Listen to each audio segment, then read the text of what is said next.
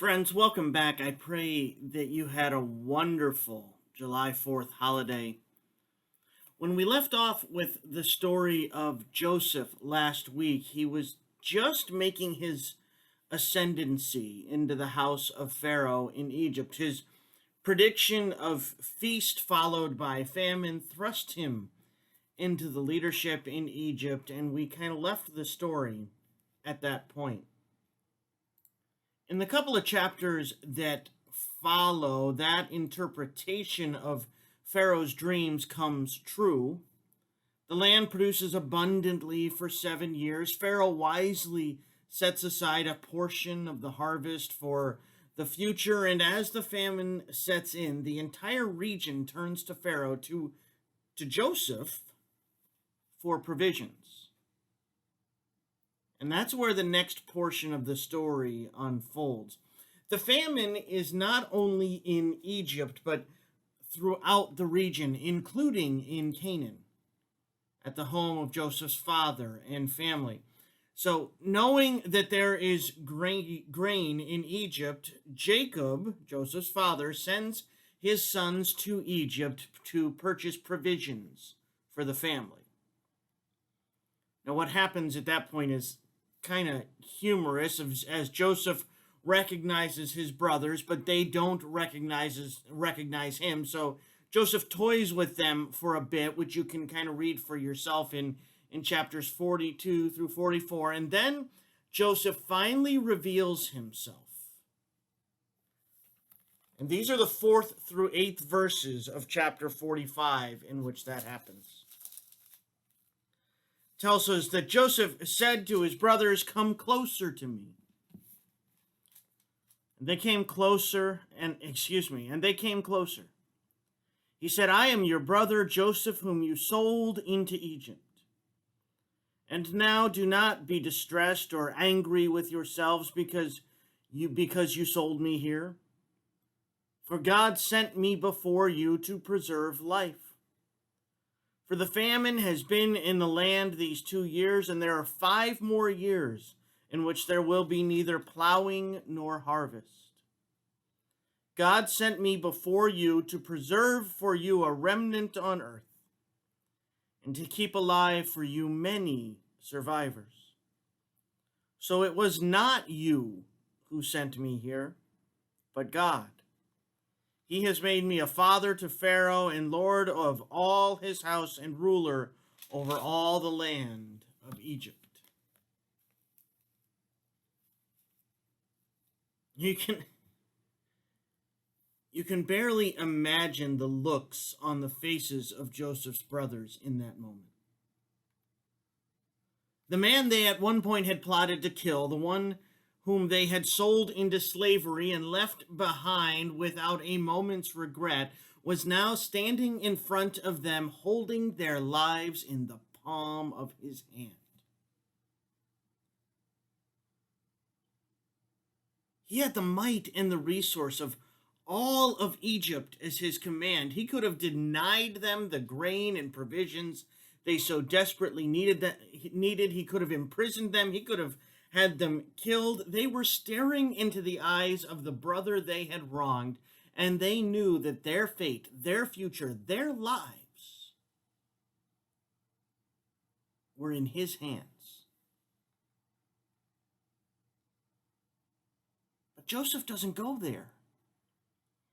In his opening comments, he immediately tells them not to be distressed, and he walks down this road of pointing towards God's hand in that which has happened to him. He doesn't denigrate them. He doesn't yell or scream. He doesn't condemn them to imprisonment or certainly anything worse. He looks to that which has taken place as a journey directed by God, of which he and his brothers are simply a part. Now, from this point, we read the story of Joseph sending his brothers back to retrieve his father, and adorned with gifts and provisions from Pharaoh, they make their way back to Jacob. They tell him all that they've learned, and Jacob sets out with his family on the journey to Egypt. And it's there that we read these opening words to chapter 46. When Israel set out, remember, Israel is another name for Jacob. When Israel set out on his journey with all that he had, and he came to Beersheba, he offered sacrifices to the God of his father Isaac. God spoke to Israel in visions of the night, and he said, "Jacob, Jacob," and he said, "Here I am." And then God said, "I am God, the God of your father. Do not be afraid to go down to Egypt, for I will make of you a great nation there. I myself will go down with you to Egypt, and will also bring you up again. And Joseph's own hand shall close your eyes."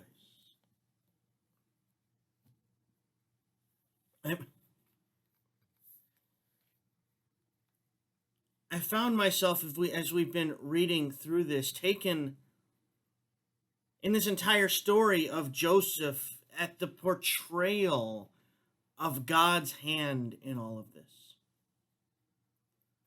From the moment in which Joseph so readily forgives his brothers to this moment of God speaking to Jacob in his Jacob of his very presence and intentions in the journey that stands ahead, there is a clear and distinct portrayal of God being present and actively at work in that which Jacob, Joseph, and their family are experiencing.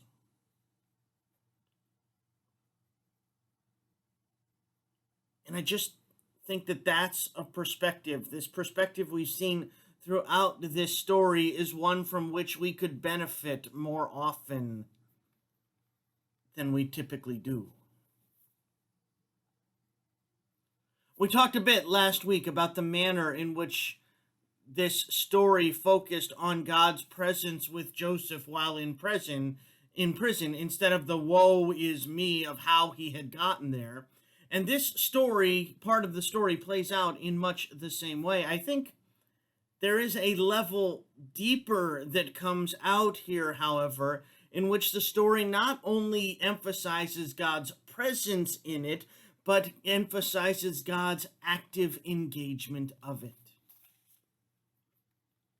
You can't read the words of Joseph to his brothers, nor those of God to Jacob, without hearing the clear and distinct message that God is not only present with them in this, but that God is at work in it,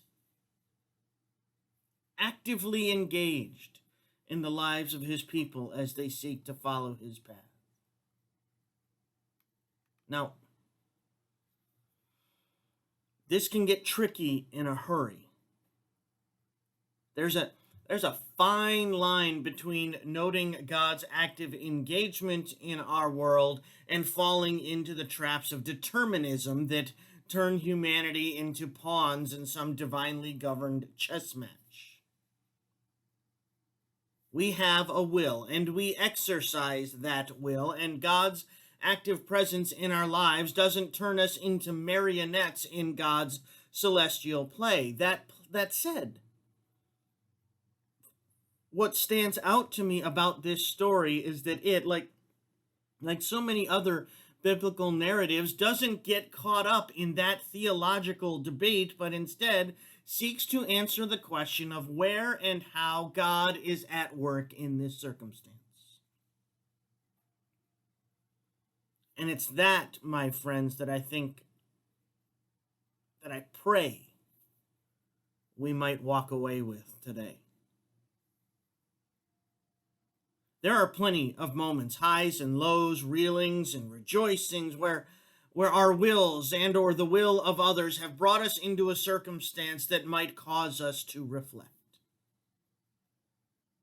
They might lead to moments of "look at me," or others of "woe is me."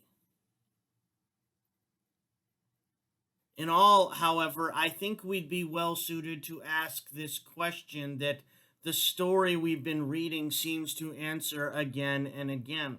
Where is God at work in all of this? And what is it that God is doing here? In the story of Joseph, we know where this thing is headed and what God is doing. I just think we'd benefit more often than not if we'd spend some time seeking the same understanding, not just of a reminder of the fact that God is there, but exploring the question of what God is doing and how God is at work in our lives today. Let's be in prayer together. Loving God, help us to see you at work in and around us. Help us to set aside our petty animosities and self-indulgent pride to see beyond our wills to yours, which lies beneath it all. Help us, God, to see our lives as Joseph saw his. A story where you are now and always at work for the greater love and blessing of your children. In his name, amen. I pray you have a wonderful day. Thank you for joining me. I look forward to seeing you again on Thursday at noon. Blessings to all of you.